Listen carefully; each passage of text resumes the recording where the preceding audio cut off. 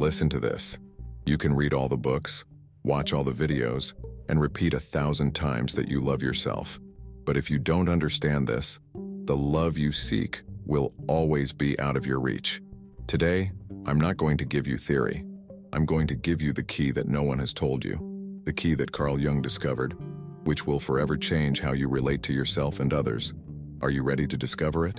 If you're here, it's because something within you knows that there is more. It's not just about accepting your shadow or balancing your energies. It's about taking these concepts to a practical level that transforms your life. And today, you're going to discover it. By the end of this video, not only will you have a deeper understanding of why you've struggled to feel loved, but you'll also have a clear, practical strategy to transform your relationship with yourself and, consequently, with others. This isn't theory, it's action. But before we begin, I invite you to subscribe to this channel. We are growing very quickly and putting into practice what is discussed in the videos, so do it to ensure you don't miss any content. I also invite you to watch this video until the end, because today you will discover something profound. Now let's begin. Your relationships are not by chance. What attracts you to or repels you from others is a reflection of what you have not resolved within yourself.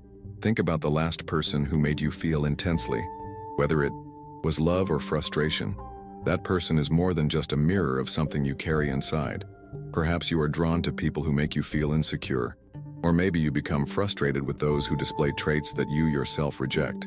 Today, you will learn how to use that mirror to understand which parts of you are asking for attention and healing, because until you do, you will keep seeking love in the wrong places.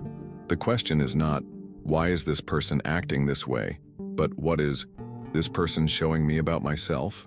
This concept of the relational mirror is deeper than it appears at first glance. When someone evokes an intense emotion in you, you are experiencing a projection of that shadow. Observe the patterns in your relationships. You repeatedly find yourself drawn to people with similar characteristics, or perhaps you constantly flee from a certain type of person. Both reactions are equally revealing. Attraction and repulsion are two sides of the same coin.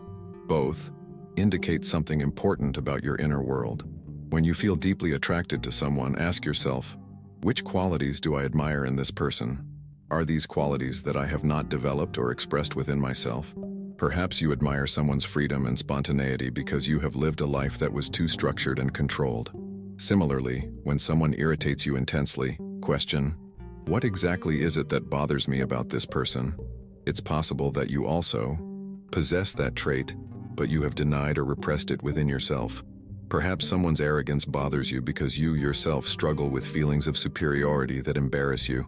Recognizing this work of self-knowledge is transformative, but it requires brutal honesty. You must be willing to see the parts of yourself that you have kept hidden, even from yourself. It is in this recognition that true healing begins. The most challenging relationships are often our best teachers.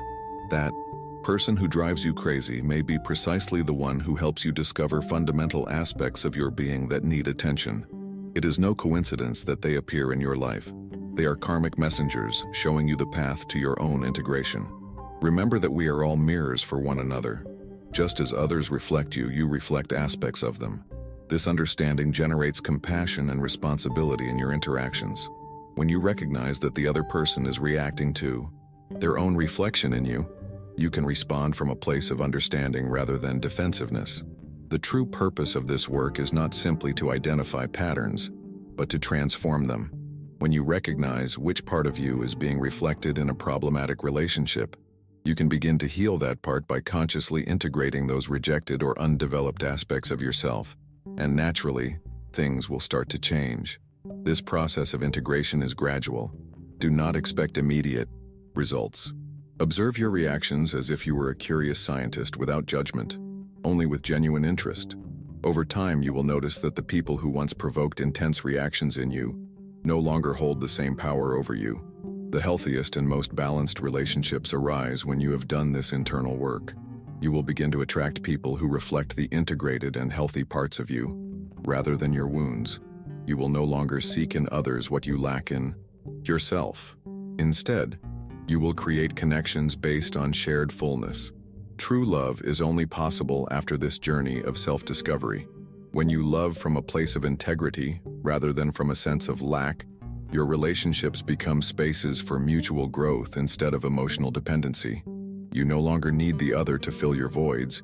You are complete within yourself. That part of you which you reject is the very part that is sabotaging your relationships. You cannot love fully if you do not accept everything that you are. Think about those aspects of yourself that you dislike, those you try to hide. This is your shadow, and until you integrate it, you will continue projecting your insecurities onto others. For example, if arrogance in others bothers you, it is likely that there is a part of you that fears being perceived as arrogant. Or if you are attracted to people who make you feel small, it is because there is a part of you that does not feel big enough. Here, you will discover how to integrate your shadow, not to be perfect but to be complete, because only when you accept all that you are can you love and be loved authentically. The shadow is not just the negative within you, it also includes your unrecognized gifts and talents. When you reject parts of yourself, you are fragmenting your being, creating an invisible barrier that prevents the deep connection you long for. This fragmentation leads you to seek in others what you cannot accept in yourself. Every time you harshly judge someone, you are facing a mirror. That quality which irritates you so much in that person is a reflection of something you have not accepted in yourself. Observe your most intense reactions. There you will find the most valuable clues. Perhaps you detest vulnerability in others because you fear your own fragility. Or maybe you criticize excessive ambition because you have not allowed yourself to acknowledge your own desires for success and recognition. Your shadow, also, manifests itself in your romantic attractions. We are drawn to people who freely express what we keep repressed. If you feel irresistibly attracted to dominant people, ask yourself, is there a part of me that longs to express more power and authority? If you constantly seek partners who need to be rescued, you are projecting your own need for care and attention. Relational sabotage occurs in a subtle yet persistent way. Perhaps you fear abandonment, so you distance yourself before someone can leave you. Or perhaps you fear being controlled, so you resist any suggestion from your partner, even when it is reasonable. These patterns are not coincidental. They are defense mechanisms of your unintegrated shadow. Integrating the shadow requires courage. First, you must be willing to see it without judgment. Every time you feel an intense rejection towards something in another person, ask yourself, where is this in me? Not to blame yourself, but to understand yourself more deeply. Integration also involves expressing repressed aspects in safe environments. If you have repressed your creativity, find spaces where you can express it freely. If you have denied your need for connection, allow yourself to be vulnerable with trusted people. Gradually, these rejected parts will become sources of strength instead of hidden saboteurs.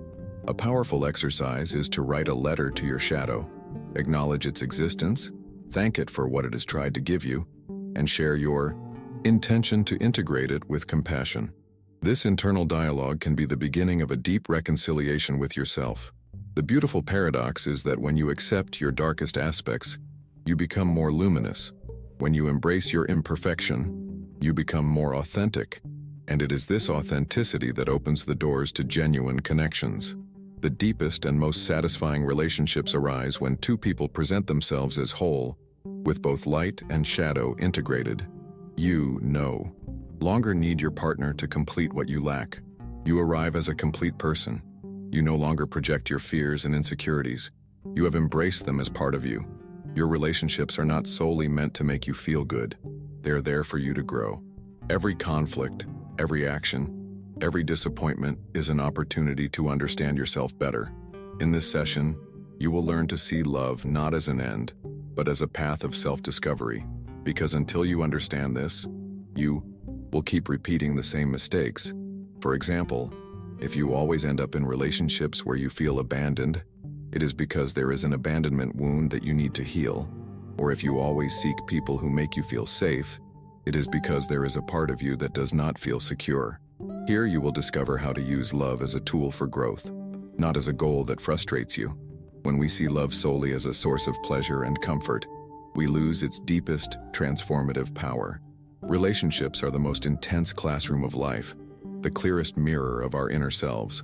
Every person who enters your life brings a specific lesson, And until you learn that lesson, the pattern will repeat with different faces but the same essence. Relational patterns are not accidents. If you examine your love history, you will find threads that connect seemingly different experiences. Perhaps you always end up with emotionally distant people, or maybe you constantly attract those who need to be rescued. These patterns are invitations to self-reflection, signals pointing to internal wounds that need to be acknowledged.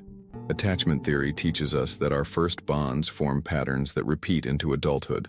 If, as a child, you learned that love is inconsistent, you will unconsciously seek that in your adult relationships because it feels familiar. Although painful, recognizing these patterns is the first step toward transforming them. The true purpose of romantic love is not to make you happy, although happiness can be a beautiful side effect, but to reveal aspects of yourself that would otherwise remain hidden. It is in intimacy that your deepest fears, your defense mechanisms, and your unexpressed longings come to light. When a conflict arises with your partner, the most valuable question isn't, "Who is right?" but, "What is this teaching me about myself?" Perhaps your disproportionate irritation in response to a comment reveals a deep insecurity. Maybe your need for control hides a fear of abandonment. These discoveries are treasures for anyone seeking growth. Attractions are also teachers. They draw to you the unintegrated aspects of yourself. If you deeply admire someone's freedom, it is likely that you have a longing for greater freedom in your own life. If another's creativity captivates you, perhaps there is an artist within you waiting to be expressed. Your most intense attractions are maps that lead to your unrealized potential. Romantic disappointments, though painful, are extraordinary opportunities for growth. When a relationship ends, you have two options: blame the other and repeat the pattern, or look inward and ask, "What can I learn from this?" The difference between these responses determines whether the experience leaves you more bitter or wiser. Mature love does not seek perfection in the other, but mutual growth, not only in individual happiness but in shared evolution. In such a relationship, every challenge is welcomed as an opportunity to expand, to break limitations, and to heal together. Paradoxically, when you embrace love as a tool for growth, happiness arrives more deeply and durably. You no longer depend on perfect circumstances or an ideal partner. You find satisfaction in the very process of evolving, and in knowing yourself more deeply through the mirror that the other offers you. Change begins when you stop saying, "I always end up with partners like this," and start asking, "Why do I keep choosing partners like this?" This shift in perspective returns your power. You are no longer a victim of fate or the actions of others. You are the conscious creator of your relational experience. Embracing love as a path of growth requires courage. You must be willing to see uncomfortable truths, to question ingrained beliefs, and to let go of identities that no longer serve you. But the reward is immense. More authentic relationships, greater self-awareness, and the ability to love from a place of freedom rather than need. Because you keep ending up in the same types of relationships, the answer lies in your unconscious. Those patterns you repeat over and over are not coincidences. They are signs that there is something within you that needs healing. For example, if you are always attracted to people who make you suffer, it is because there is an emotional wound that needs attention.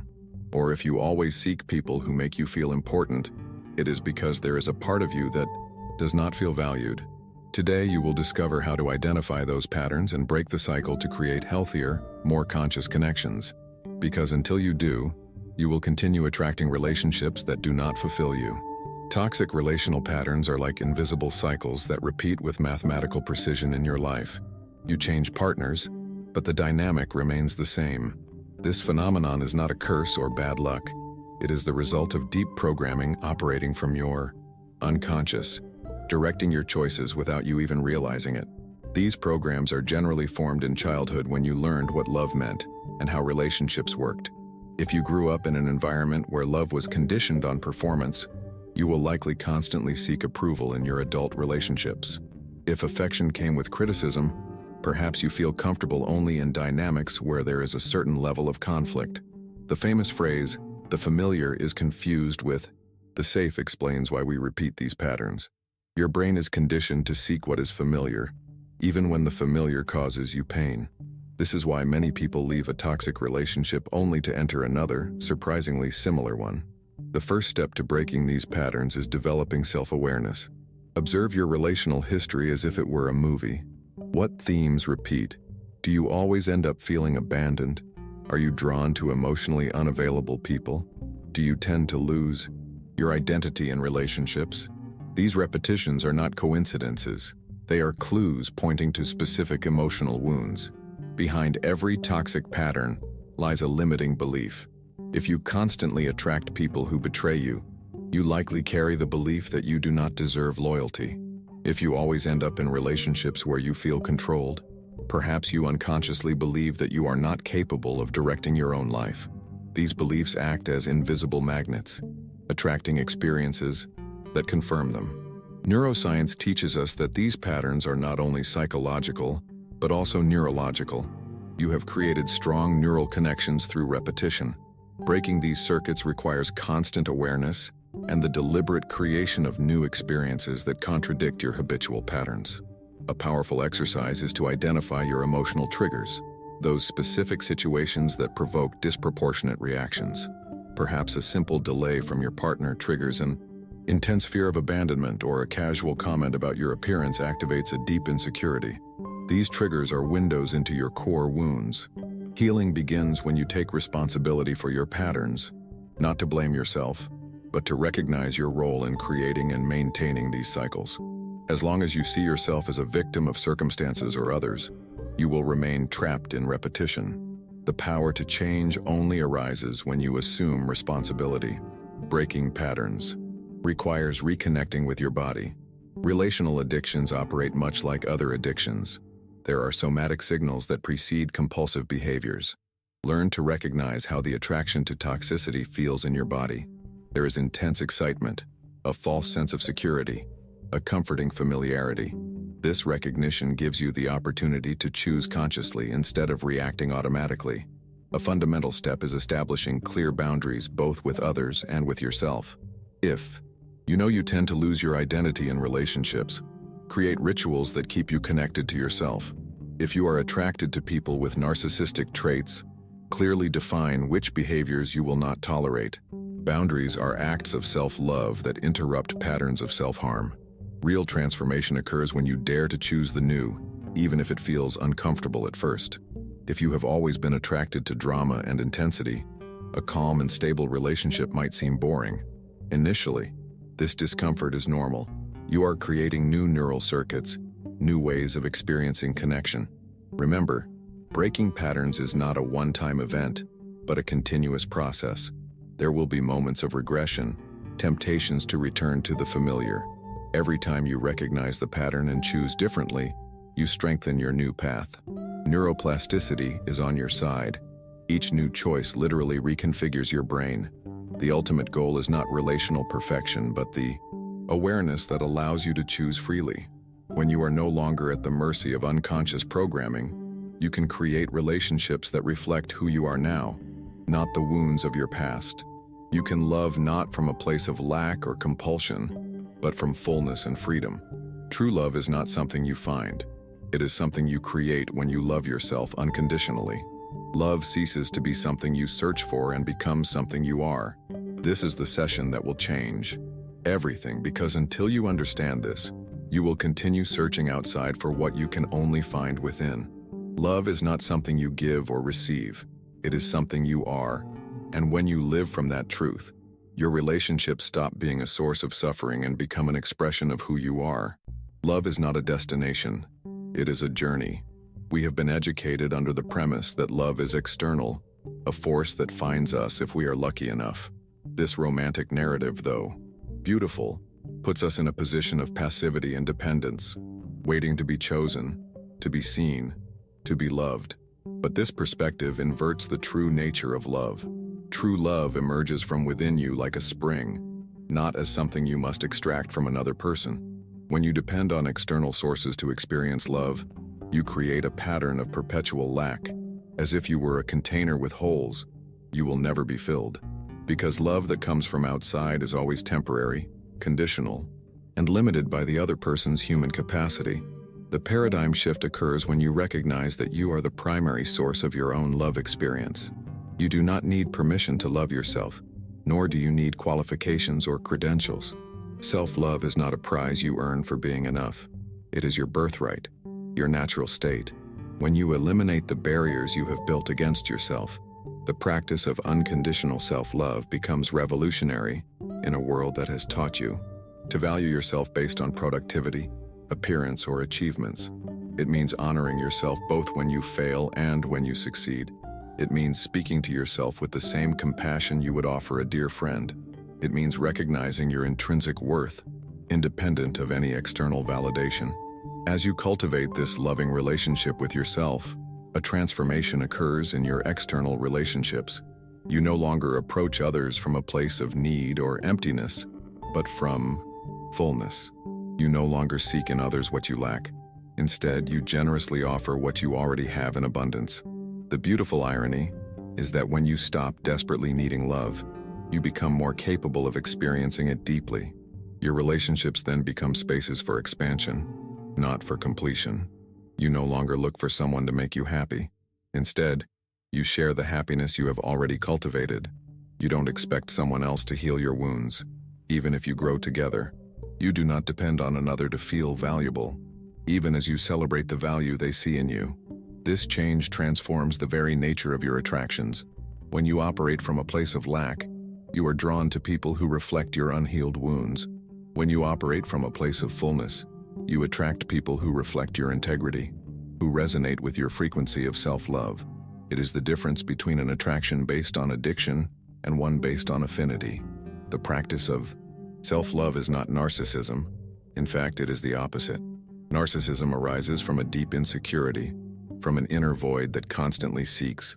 True self-love comes from recognizing your complete humanity and honoring it.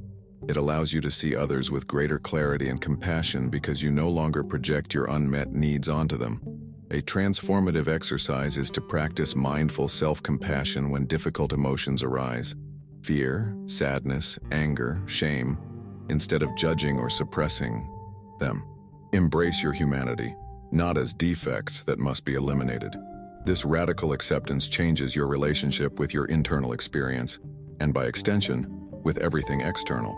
Remember that love is not a goal you achieve, but a daily practice. There will be days when it is harder to love yourself, days when old patterns of self-criticism resurface. Do not be discouraged. Every moment of awareness is an opportunity to choose love again. Every time you reconcile with yourself, after a moment of disconnection, you strengthen your capacity for true love. The greatest paradox is that when you stop searching for love as something you lack, you discover that it has always been there. Like a fish desperately searching for the ocean while swimming within it, you have always been immersed in love. All along, your task is not to find love, but to recognize it, to allow it, and to express it, first towards yourself, and then naturally towards everything around you. This is the secret that mystics and sages have shared through the centuries. Love is not something you find, it is something you are. And when you live from that truth, every relationship, every encounter, every moment becomes an expression of that loving essence which is your deepest nature. Love is not a prize given to you for being enough. It is a state that arises when you completely accept yourself, with your lights and your shadows. No one will love you the way you can love yourself, and that is the key. When you understand this, love ceases to be a search and becomes an expression of who you are. If this video resonated with you, share it with someone who needs to hear this message. And if you want to continue deepening your understanding of how to transform your life from within, subscribe and turn on the notification bell. Remember, love is not something you find, it is something you build, and that journey begins today. Thank you for accompanying me on this journey, and I'll see you in the next video.